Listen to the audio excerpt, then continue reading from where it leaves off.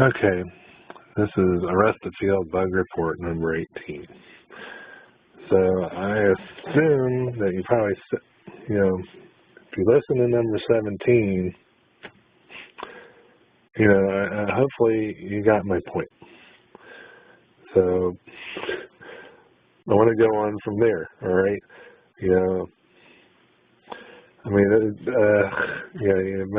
Randy might consider it superfluous, but that's my evidence. That's my reasoning. All right. And I think you consider what I said before superfluous because you're looking at things from the perspective of Texas code, not Virginia code, and not any other code. Okay. There's 48 other states besides Texas and Virginia. All right. Now I don't know how it works in other states. Okay. So, I looked at the Texas code. It does say, you are to appear before a magistrate. But the whole purpose of appearing before a magistrate is to figure out, for the magistrate to figure out if they got jurisdiction or not, subject matter or personal. And you're on to that issue all the time about, do they have subject matter jurisdiction? I'm saying exactly at what point do they assume that subject matter jurisdiction? Okay? At what point do they assume it? Think about that. Exactly what time, what place, when does it occur? All right? Okay, let's not go to the judge, show up at the hearing and debate with the judge about this. Let's have some evidence of that shows you exactly when they assumed it. The judge is just going to say, I have subject matter jurisdiction, that's it.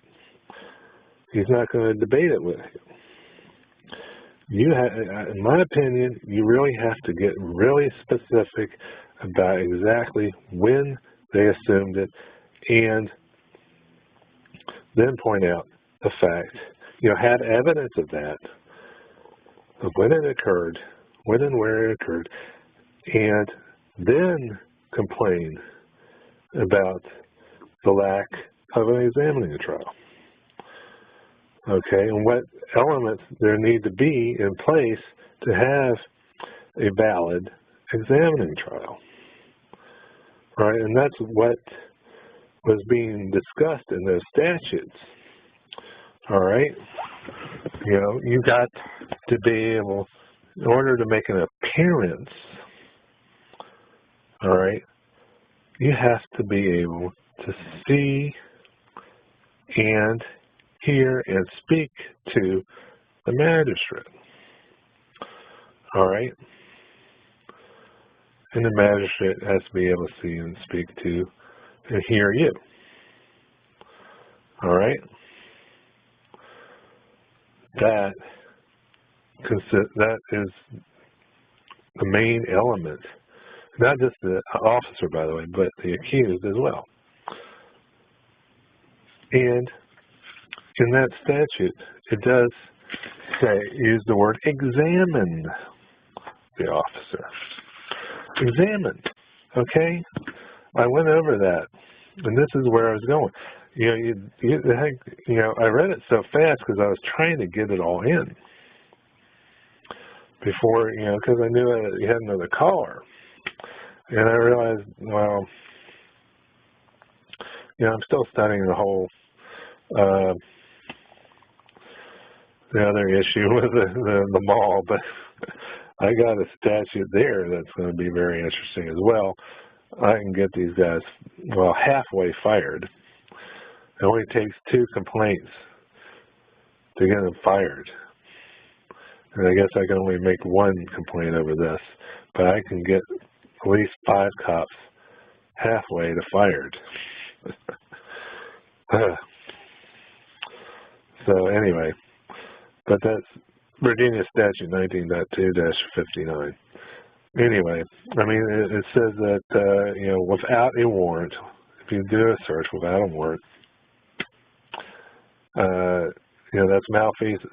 They shall be guilty of malfeasance in office. I like it when they said shall be guilty. It's like, that's an order. Anyway, that's about the mall. But yeah, I suspect that those guys are going to lie, and they're going to say, "Well, we took him back to the police station, and then we thought that he was going to be a flight risk or something, so then we put the handcuffs on him." But that was afterwards. And nonsense. Yeah, they're going to come up with some nonsense, whatever it is. But anyway, listen, again, Virginia, this is the evidence. All right? Defendant name. The cops can't call you a defendant in a court case. And only the magistrate can do that. And that's only after assuming jurisdiction. Okay? You know, this is what I was trying to go after before, like maybe a year or two ago. You said,